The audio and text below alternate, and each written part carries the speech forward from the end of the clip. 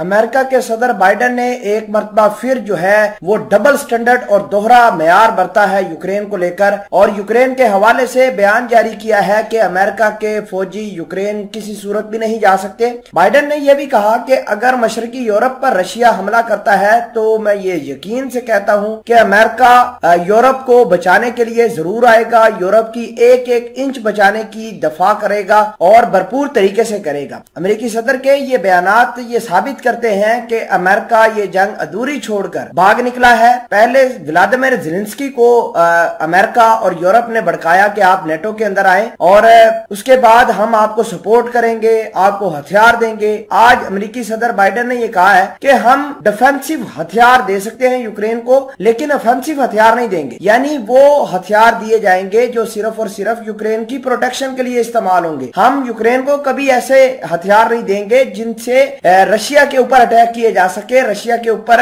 एक जारहाना कार्रवाई की जा सके। हम यूक्रेन को इस तरह के हथियार ही नहीं देंगे। तो मतलब ये कि अमेरिका ने जो सबज बाग दिखाए थे यूक्रेन को, वो आज उसका मलिया मेट हो गया है और आज यूक्रेन अकेला खड़ा है। यूक्रेन न सिर्फ अमेरिका को बल्कि पूरे यूरोप को कोस रहा है कि आपने हमें किस मुसीबत में डाल दिया है। अगर हमारे ताल्लुकात रशिया के साथ अच्छे होते तो आज हम ये इस क्राइसिस को फेस ही ना करते। इस खबर के बारे में मैं और भी बहुत कुछ लेकर आया हूं। छोटी सी गुजारिश है कि वीडियो जानने से पहले आप हमारा यूट्यूब चैनल हसनात टीवी को सब्सक्राइब करके पास मौजूद घंटी के निशान को दबा लें ताकि लेटेस्ट न्यूज आप तक बरोक्त पहुंचती रहे। बात यह है कि अमेरिका ने इस बात का दावा किया है कि पिछले 24 घंटों के दौरान 810 मिसाइलें दागी गई हैं और आपको ये बता दें कि यूक्रेन के ऊपर जो मिसाइलें गिर रही हैं ये लिमिटेड वारफेयर के लिए इस्तेमाल हो रही हैं। ऐसा नहीं है कि बड़े बड़े वेपन्स जो है वो रशिया गिरा रहा है यूक्रेन के ऊपर। तो ये बात कहना बिल्कुल गलत है, क्योंकि रशिया को पता है कि इंसानी बहरान पैदा हो सकता है और अगर किसी तरह का बहरान पैदा हो गया तो रशिया इसका डायरेक्ट जिम्मेवार है। आपको ये भी बता दें कि मामलात अब